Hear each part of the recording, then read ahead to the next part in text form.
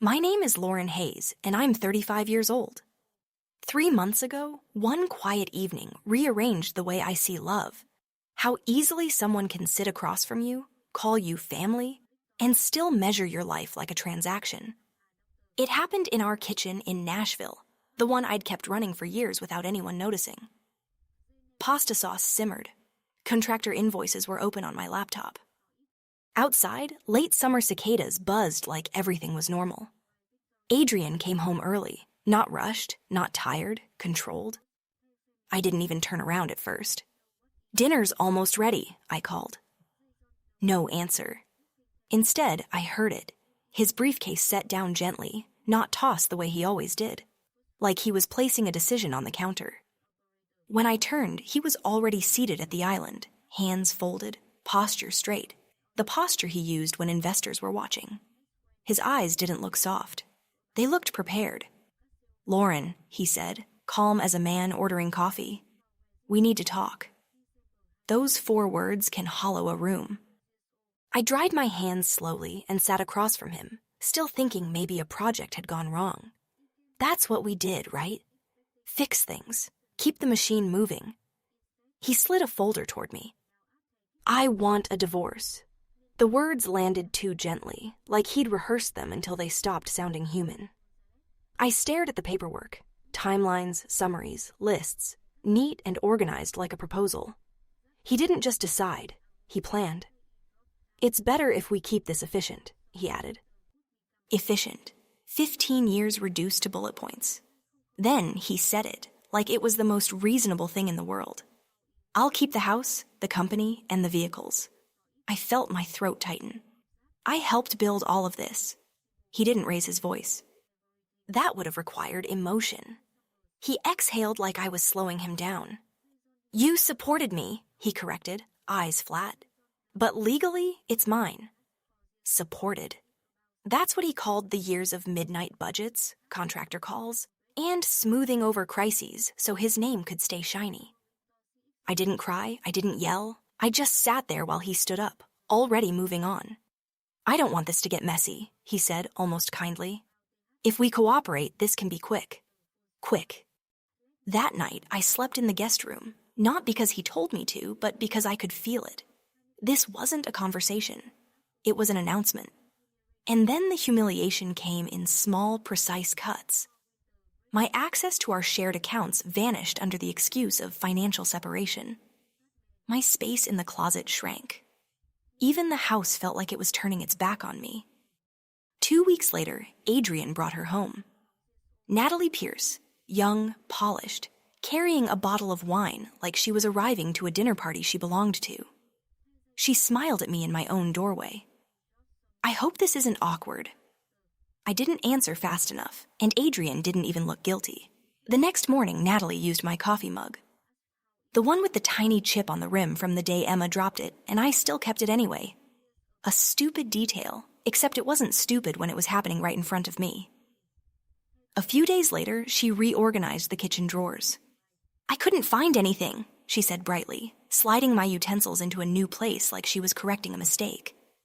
And Adrian watched it happen like it was normal. That's when I understood something I didn't want to understand. He'd already rewritten the story, and in his version, I was just the past taking too long to leave. Everyone expected me to fight. My sister practically demanded it.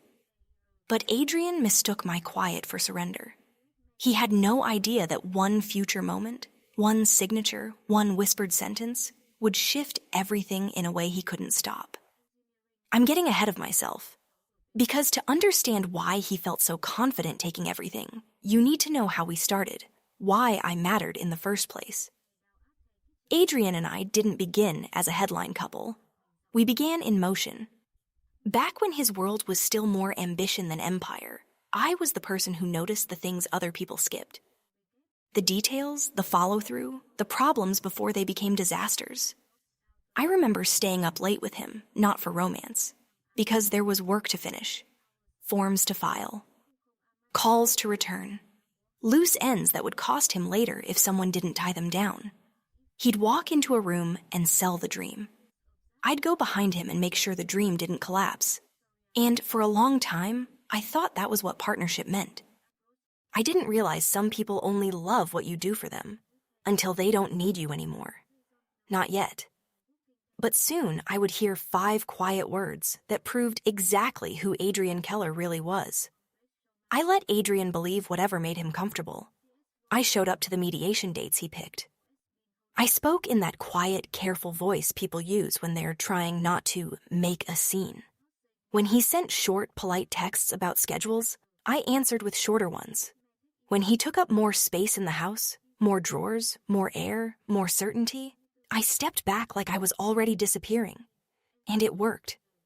I could see it in the way his shoulders loosened, like he'd been waiting for proof that I was too tired to fight. One night, as he walked past the guest room, he paused in the doorway without stepping inside. "You're handling this better than I expected," he said. Better. Like my pain was a performance he'd graded. I kept my face still. "I just don't want to drag Emma through a war." He nodded, satisfied, and kept moving. That was the moment I felt something inside me go completely quiet. Not numb, not broken, just still. Like the part of me that used to beg for fairness had finally sat down and folded its hands. Because 3 years earlier, I'd seen the truth. And once you've seen it, you can't unsee it. Back then, our life looked untouchable from the outside. Adrian's company was everywhere. New builds popping up across Nashville suburbs, glossy photos in local business magazines. His name paired with words like visionary and fearless. At events, he'd flash that winning smile and gesture at me like I was part of the display. "Lauren keeps everything running," he'd say, with a grin like it was a compliment. People would laugh politely and move on, because nobody wants to hear about the person who actually keeps the machine from stalling. But I heard numbers, and numbers don't clap for anyone. The night I found it was ordinary, so ordinary it still annoys me. Emma was asleep upstairs. The kitchen was dim except for the glow of my laptop. Adrian was working late, which had become his favorite phrase. Easy, unquestioned, complete. I was sorting through monthly statements, the way I always did. I wasn't hunting. I wasn't suspicious. I was just doing the invisible work that kept his big, loud life from falling apart. Then I saw a transfer routed through an account I didn't recognize. At first, I shrugged. He created new entities all the time. New names, new accounts, new paperwork. That was the developer's trick. Compartmentalize everything so nothing looks too heavy. But this one bothered me. The label was vague, almost lazy, like someone didn't want it noticed. So I clicked into the previous month. There it was again. Then the month before that. The amounts were small at first, enough to blend into the noise. But the more I looked, the more the pattern sharpened. Same route. Same timing, like a heartbeat. A cold unease crawled up my spine. I opened a spreadsheet and started tracking it. Then another. Then 3. Midnight passed without me realizing. By 1 a.m, my hands were cold on the keyboard. By 3, my throat felt tight, like I'd been holding my breath for hours. Because the trail didn't lead to a harmless business account. It led to a cliff. Our house, the one Adrian talked about like we practically owned it, wasn't some safe trophy. It had layers. Loans stacked on loans. Not 1 mortgage, not 2, 3. The kind of paperwork you only end up with when you keep refinancing a story you can't afford to tell. I pulled up more records, more tabs, more statements. The company accounts were worse. Credit lines maxed out. Vendors waiting on payments. Tax obligations pushed back like they were optional. Equipment financed on top of financing. It wasn't growth. It was floating, barely. I leaned back in my chair and stared at the kitchen tiles like the floor might explain what I was seeing. Outside, the neighborhood was quiet. Porch lights. Sprinklers, the normal world. And inside my laptop, everything was held together by borrowed money and confidence. I tried to give Adrian the benefit of the doubt. I actually did. I told myself maybe he had a plan I didn't understand. Maybe this was some temporary juggle for a big payout. So I kept digging. And that's when the plan turned ugly. Crypto losses. Not investments, losses. Casino withdrawals that weren't disguised as business. Purchases that never came through our front door. And then, recurring charges tied to an apartment lease I'd never heard of. An apartment. Not a corporate office, not a model unit, not anything that belonged in a spreadsheet labeled operations. I remember sitting there staring at that line item, feeling something in me snap into a clear, hard shape. Adrian wasn't building an empire. He was building an image and feeding it whatever it demanded. Money, secrecy, risk, until it could stand on its own without questions.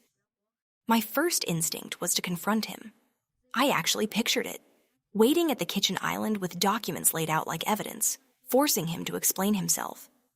Then I heard his voice in my head, the way I'd heard it 100 times. Smooth, confident, dismissive in the nicest tone. You're overthinking. This is how business works. Trust me. Adrian didn't argue. He redirected. He could make you feel irrational for noticing reality.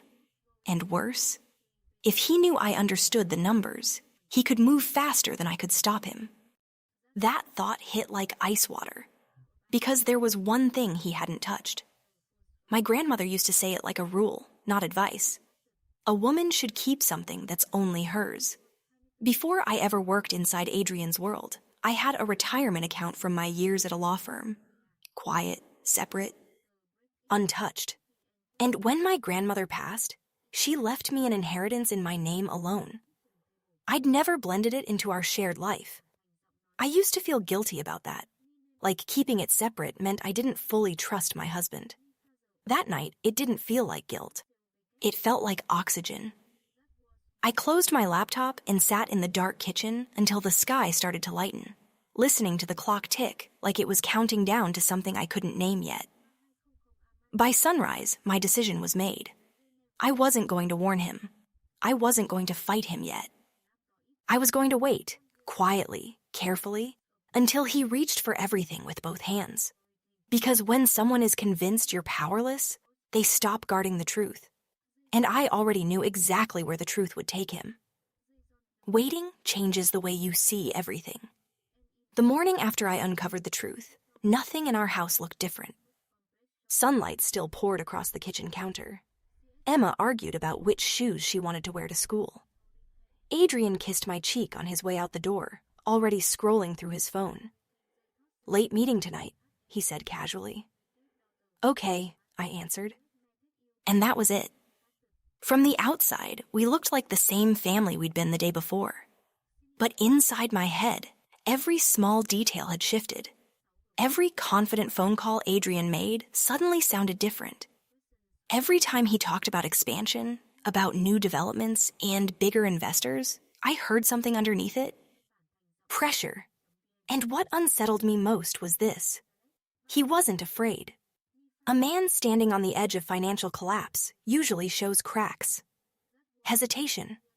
Sleepless nights. Adrian had none of that. If anything, he sounded more energized than ever. Like momentum itself would somehow outrun reality. That scared me more than the dead. So I started with the only thing I could control, my own position. My retirement account from my early legal career had always stayed separate. We never merged it with the company finances. Same with my grandmother's inheritance. It sat quietly in an account under my name alone, untouched for years. For the first time, I looked at those numbers not as savings, but as protection. A few days later, I called my Uncle Robert. He had been an accountant for decades, the kind who never sugarcoated anything. If you asked him a question, you got the answer whether you liked it or not. "I need advice," I told him. He didn't interrupt. He just listened while I described a situation without names, growing debt, complicated loans, a business structure that didn't look as strong as people believed.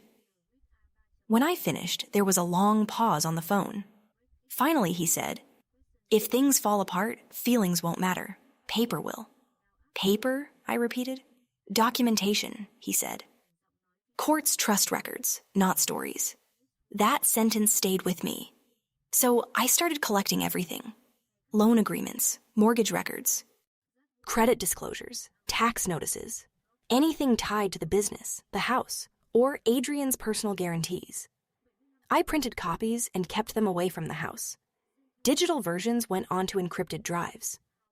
Another full set ended up in a safe deposit box Adrian didn't know existed. At first, it felt excessive.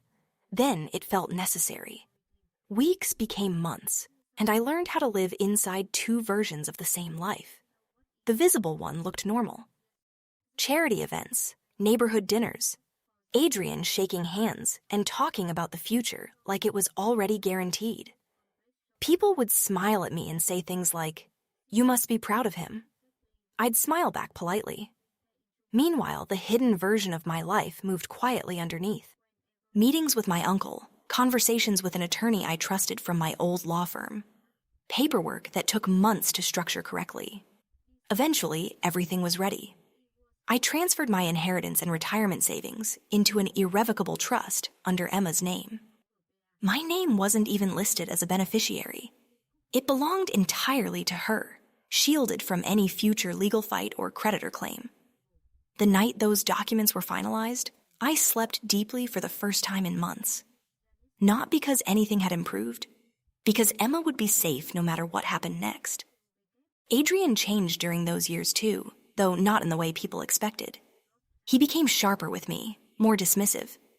"You worry too much," he said one night when I asked a careful question about financing. Another time, he laughed lightly. "You don't really understand business risk." I lowered my eyes and nodded like he was right. Over time, I stopped questioning him altogether. When he explained something complicated, I let confusion show on my face. Sometimes I even apologized. And the strange thing was, it worked. The more harmless he believed I was, the less he hid. New loans appeared, bigger risks, more spending. The gap between the story he told the world and the numbers I saw growing quietly in spreadsheets widened month by month. 3 years passed like that. 3 years of silence. 3 years of watching the structure of his life tilt further and further off balance. Sometimes I wondered if keeping quiet made me cruel, if warning him would have been the kinder thing to do. But then I remembered the hidden apartment lease, the gambling withdrawals, the choices made without discussion. I wasn't causing the fall. I was stepping away from where it would land.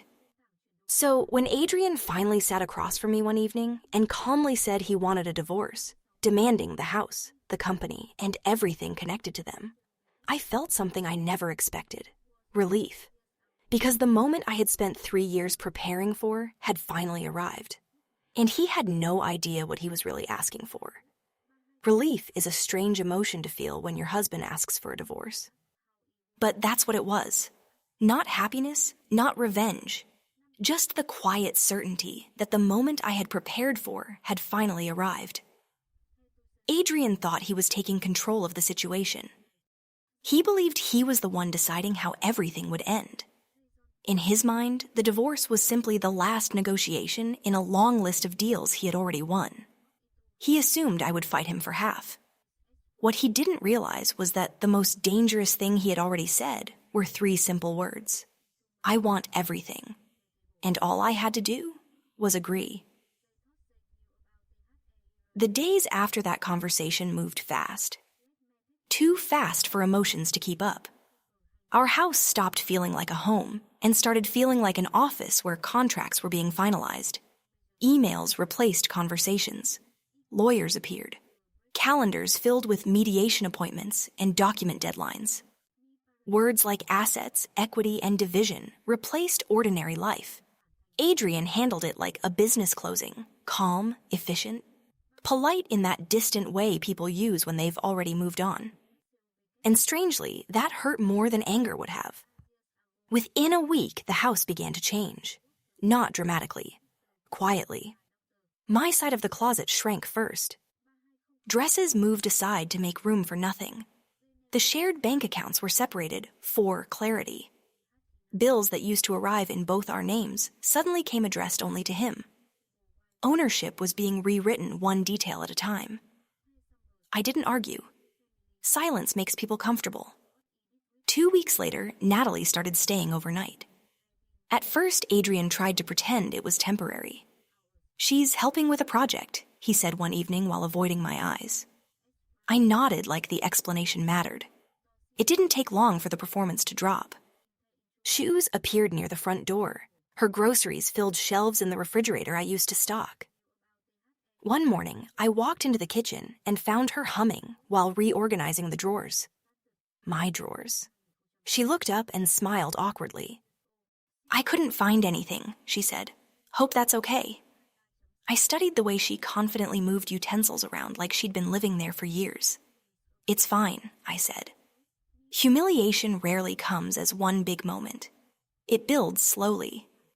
Adrian acted like the entire situation was logical, almost inevitable, like replacing furniture after moving into a new house. Conversations between us became purely logistical. "Mediation is next Thursday.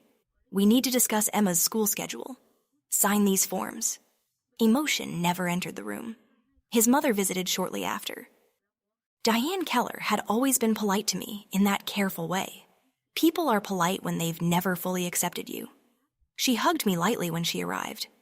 "You should keep things peaceful," she said gently while looking around the house. "Men under this kind of pressure need support."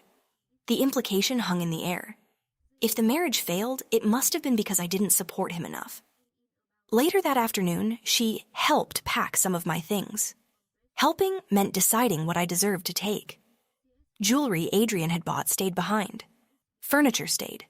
Even some of the decorations I had chosen years ago were suddenly labeled shared property. My belongings ended up in large plastic bags. Not boxes. Bags. I carried them upstairs without saying a word. Every moment reinforced Adrian's growing certainty that I had surrendered. Friends called constantly. "You can't let him take everything," my sister insisted during one call. "You deserve half of that company." "I'll think about it," I told her. But I already knew exactly what I was going to do. My attorney's office sat on the 3rd floor of a quiet building downtown. Melissa Grant had the kind of presence that made people listen before she even spoke. When she finished reviewing my situation, she leaned forward across the desk. "You helped build that company," she said. "You're entitled to a significant share of it. We can push for a much larger settlement." Her voice was confident. Prepared for battle. I shook my head. "I don't want to fight." Melissa studied my face carefully. "You don't have to accept less because you feel guilty." "I know." "Then what do you want?" I looked at the 3 thick binders sitting beside my chair. Years of financial documentation. Every loan, every liability, every obligation tied to Adrian's empire. "I want this finished," I said quietly. Melissa's expression changed slightly. Not confusion, curiosity, but she didn't push further. Timing mattered.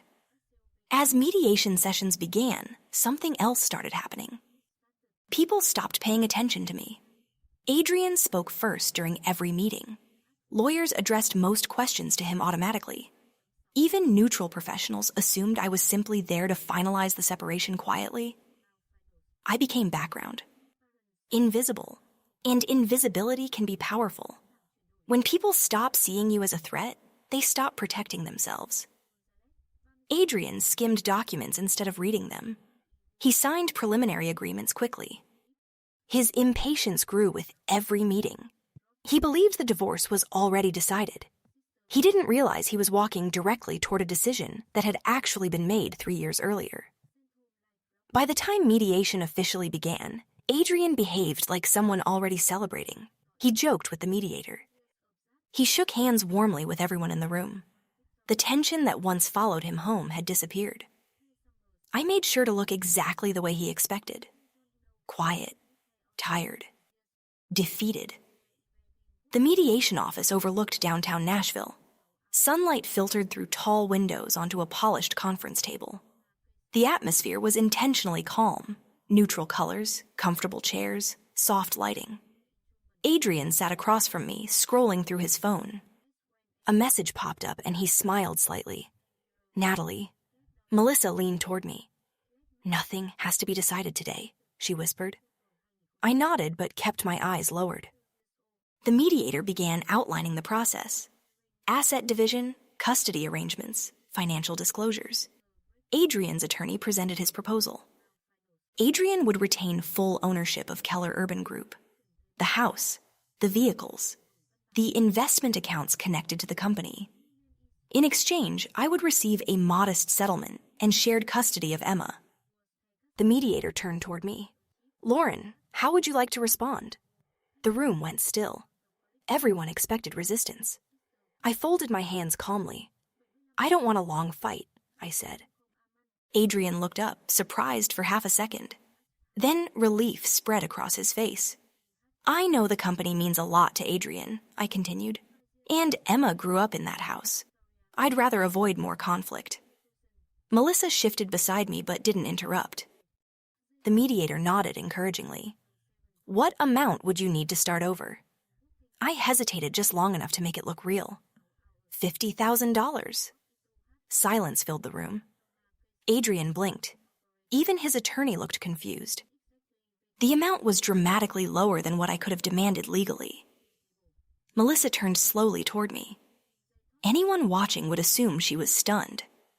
Only she saw the brief glance I gave her. Trust me. Adrian recovered quickly. That sounds reasonable, he said immediately. Too quickly. Documents were passed around the table. Adrian signed them without hesitation. I watched his shoulders relax as if a weight had lifted. He believed I had surrendered. Over the next several weeks, mediation continued exactly the same way. Lauren wasn't fighting. Lauren wanted peace. Outside those meetings, Adrian's confidence grew. Friends mentioned renovation plans he was already discussing. Natalie had begun redecorating the house. Paint samples, furniture deliveries. Rooms being redesigned for a future that no longer included me. I reacted the way people expected. With silence. Meanwhile, Melissa and I worked carefully behind the scenes. Every asset Adrian demanded remained listed under his ownership. The house, the company, the vehicles, investment accounts. And attached to each of those assets were the liabilities. Mortgages, credit lines, vendor obligations, personal guarantees, nothing hidden. Nothing deceptive, everything completely legal. That was the strength of it.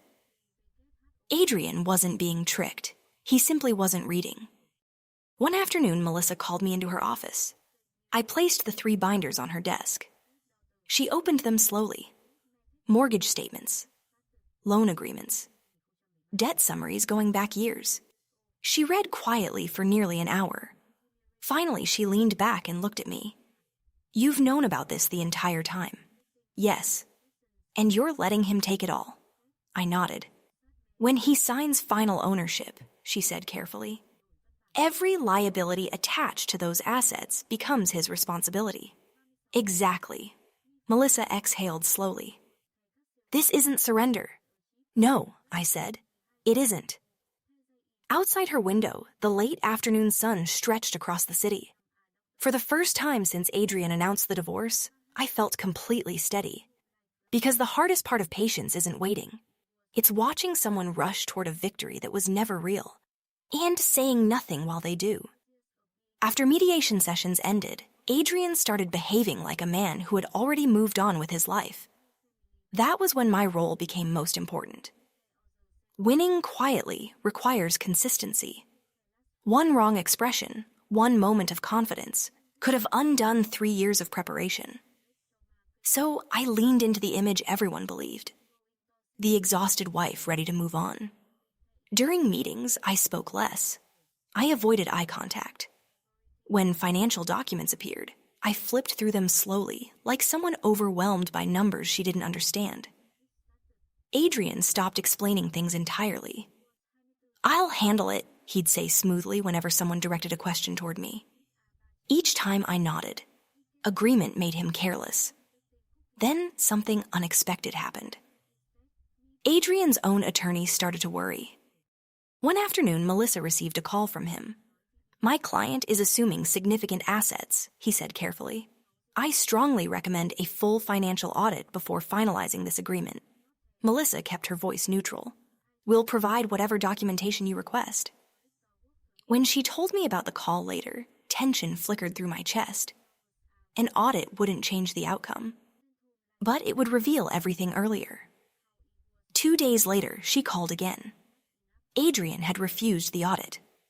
Completely. According to his attorney, Adrian insisted he understood his own company better than any accountant. He didn't want delays. Natalie wanted the divorce finalized quickly. Adrian wanted his new life. To protect himself professionally, his attorney drafted a waiver confirming he had advised a financial review and that Adrian declined against counsel. Adrian signed it immediately, without reading. When Melissa told me that, she shook her head slowly. He just removed the last protection he had. I sat quietly absorbing the weight of that moment. 3 years of preparation had narrowed down to inevitability. The final hearing date was set, and Adrian was rushing toward it like the finish line of a race he believed he had already won. He even texted me the night before the documents were submitted. "Thank you for being reasonable." I stared at the message for a long time. Reasonable. That was what patience looked like to someone who never examined consequences. I replied with a single sentence.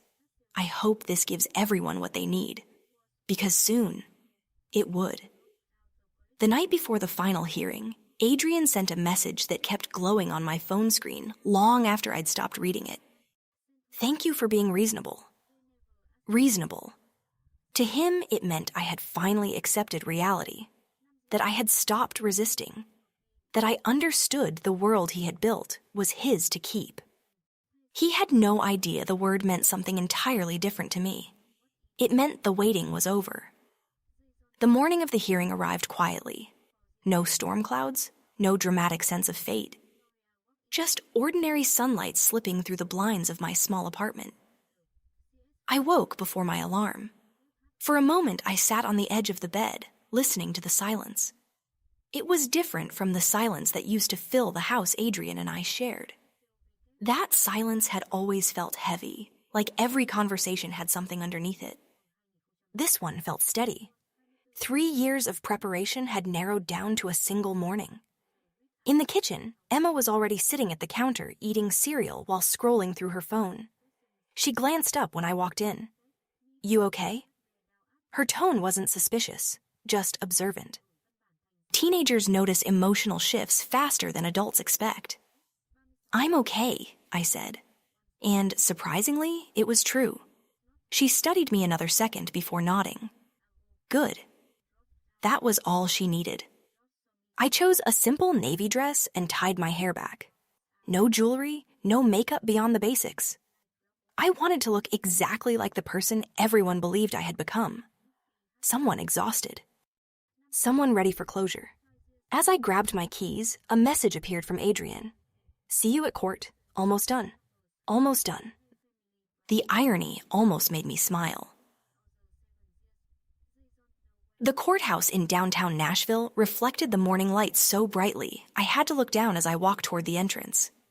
Inside, the air smelled faintly of paper and polished wood. Permanent decisions always seem to happen in rooms that look calm. Adrian was already there. Of course he was.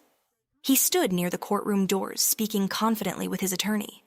His posture was relaxed, his suit perfectly tailored. The image of a man who believed everything had gone according to plan. When he noticed me, he gave a polite nod. Not cold. Not warm, just professional, like two colleagues finishing a contract. Down the hallway, Natalie waited.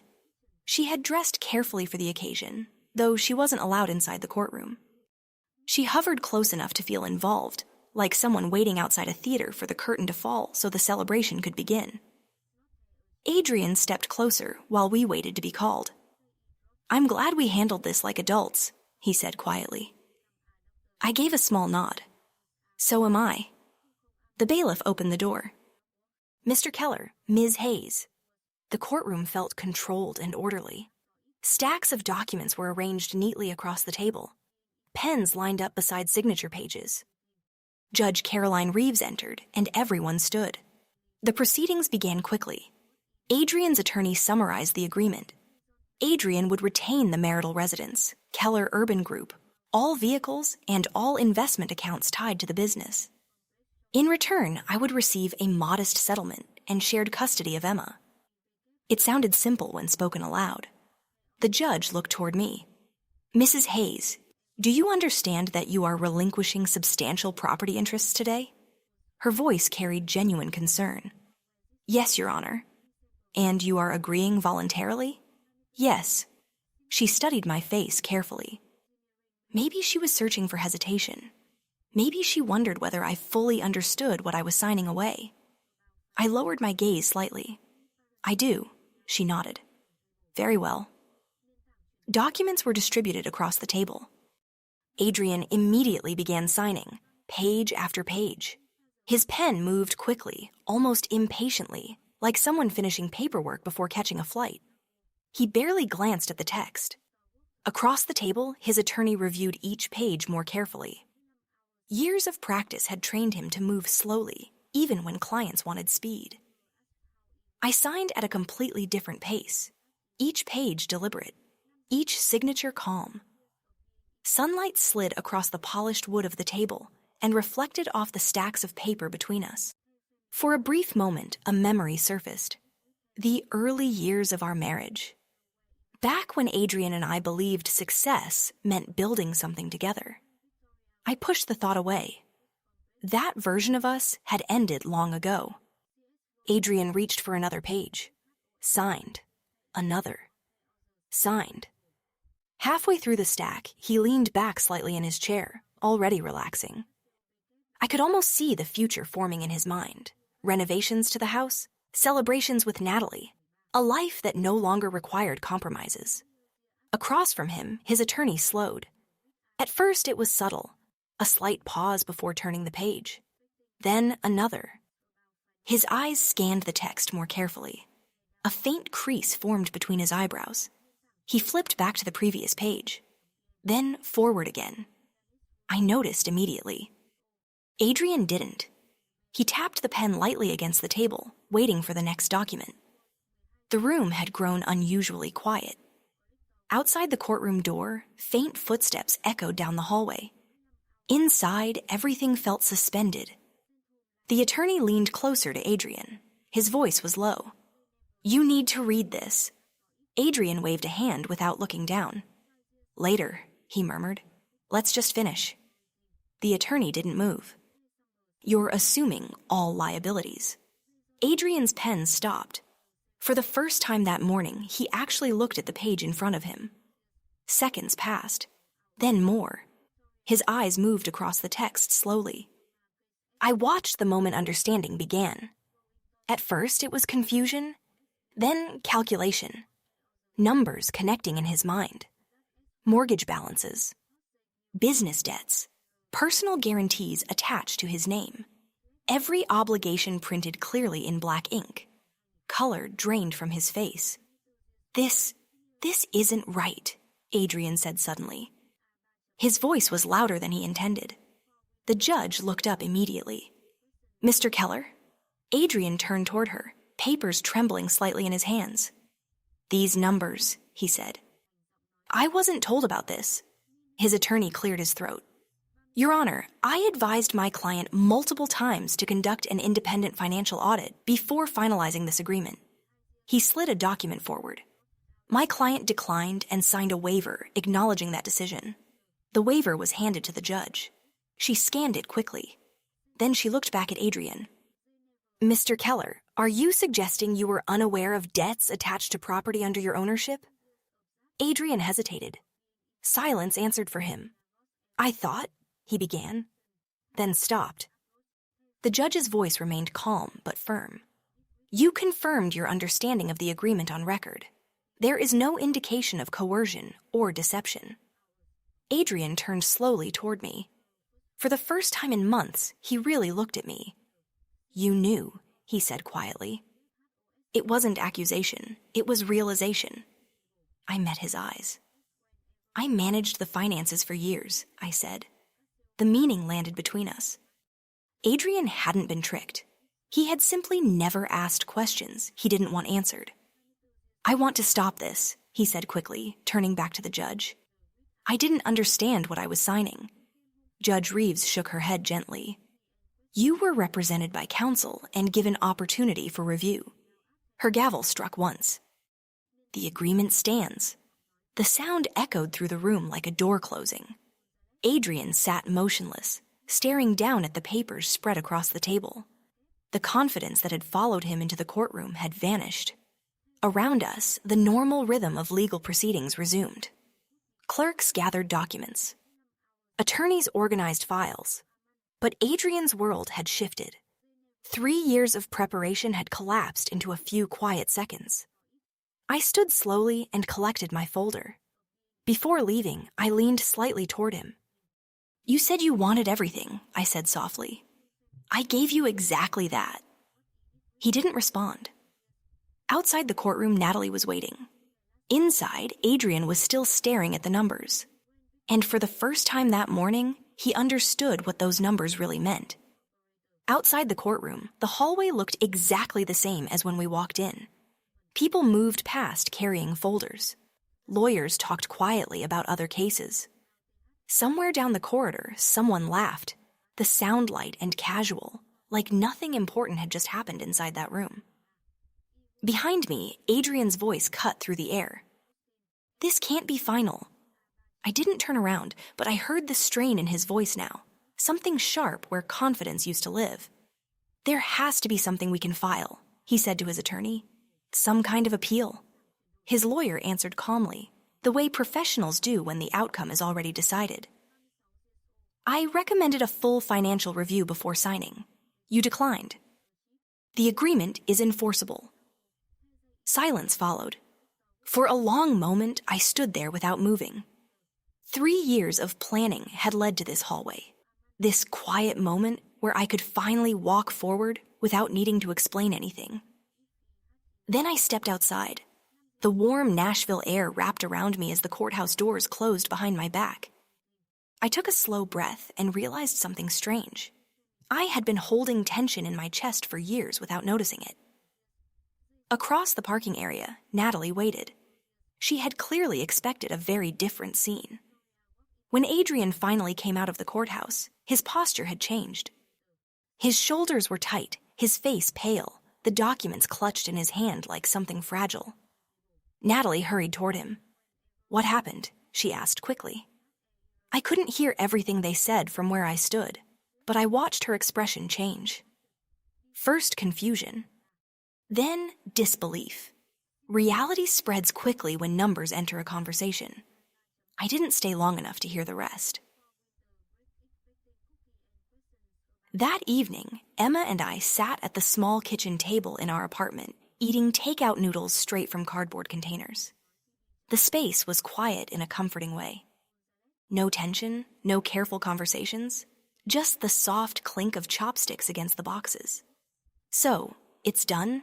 Emma asked. Yes. She nodded slowly, absorbing the answer the way teenagers do when they don't need every detail. Then she looked up again. Are we okay?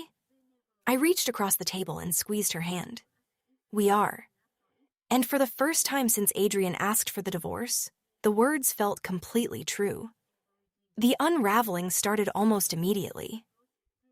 2 weeks later, Adrian listed the house for sale. But when the debt on a property is higher than its value, buyers disappear quickly. Real estate agents suggested lowering the price. Banks started requesting updated financial statements. Bills that had once blended into shared household income now landed squarely on one name. His. Within a month, contractors began demanding overdue payments from Keller Urban Group. Projects slowed, credit lines froze. Vendors stopped extending trust. Confidence, the invisible currency Adrian had relied on for years, began evaporating. Word spread quietly through business circles. Investors hesitated. Partnerships stalled. Phone calls stopped being returned. 3 months after the divorce, Adrian met with bankruptcy attorneys. I didn't hear it directly from him.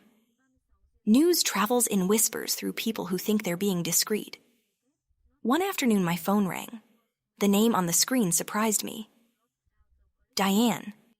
Adrian's mother. I almost let it go to voicemail, but I answered. Her voice trembled immediately. I didn't realize things were this serious, she said quickly. Lauren, I swear I never meant... I listened quietly. Years of polite conversations reduced to an apology. There's nothing to explain, I said gently. Then I ended the call. Closure doesn't always come with drama. Sometimes it's just silence. That evening, Emma paused while doing homework at the table. Dad isn't doing great, is he? She asked carefully. I chose my words slowly. Your father has things he needs to figure out. She nodded. No anger, no defense, just understanding. Life in our apartment settled into a steady rhythm. Homework on the table. Grocery lists on the fridge. Evenings that felt calm instead of tense. Smaller space, less noise, more honesty. One afternoon, while arranging color samples for an interior design class I had finally decided to take, I realized something unexpected. I wasn't angry. Adrian's downfall wasn't revenge. It was consequence. And consequences move quietly, step by step, until reality finally catches up. 3 months after the divorce, there was a knock on my apartment door. I already knew who it was. Keep something that belongs only to you.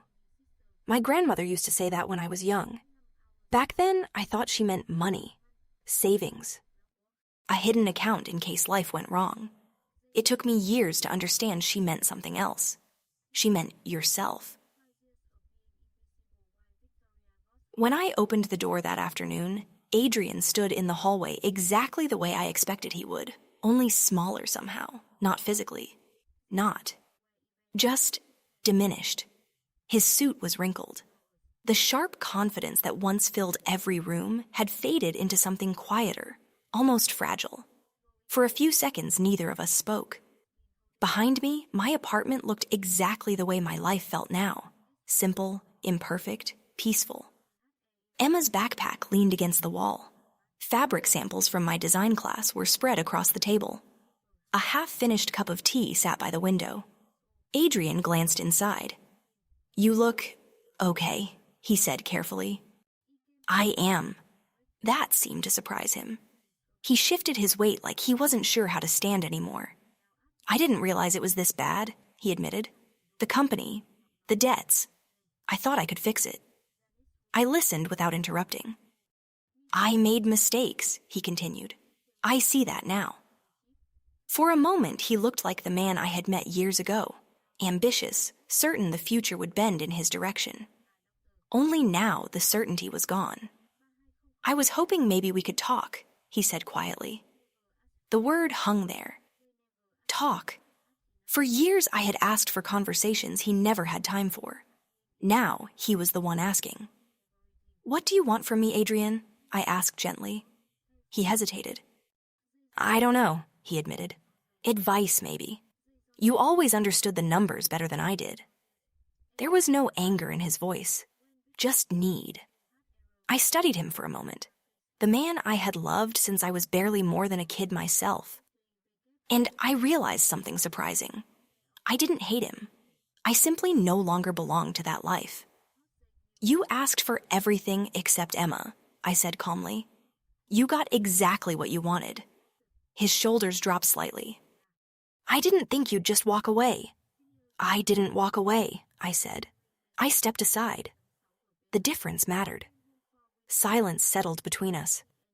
Down the hallway, someone's door closed softly.